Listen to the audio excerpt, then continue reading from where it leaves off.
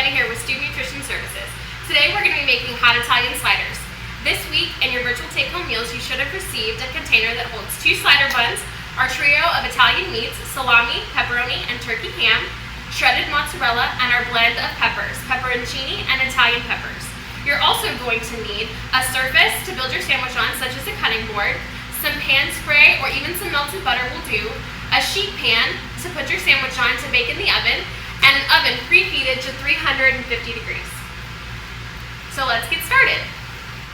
So first things first, we're going to spray our pan down. That's going to go into the oven. You can also brush a little melted butter on there if that's what you're using as well. The next thing I'm going to do is I'm going to take my slider buns, place the bottom side down on the pan, take my trio of meats and place those down on top, just like so. Next, I'm going to sprinkle my cheese over the top. It may come a little off the sides, but that's okay. Then I'm going to add my peppers.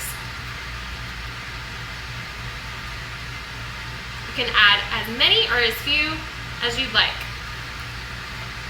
Next thing, I'm going to take and add my top bun on top and press down a little bit.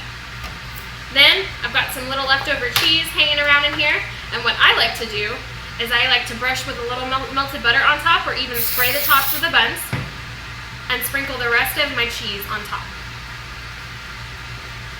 Now that we're all built and ready to go, we're going to place this in the oven at 350 degrees for about 7 to 10 minutes. Alright, so these have been in the oven at 350 for about 10 minutes. As you can see, the bun is nice and toasted, and then we've got some melted cheese and browned a little bit on the top. Your cheese on the inside is melted and everything's hot and ready to go. So now you can enjoy your hot Italian sliders right at home.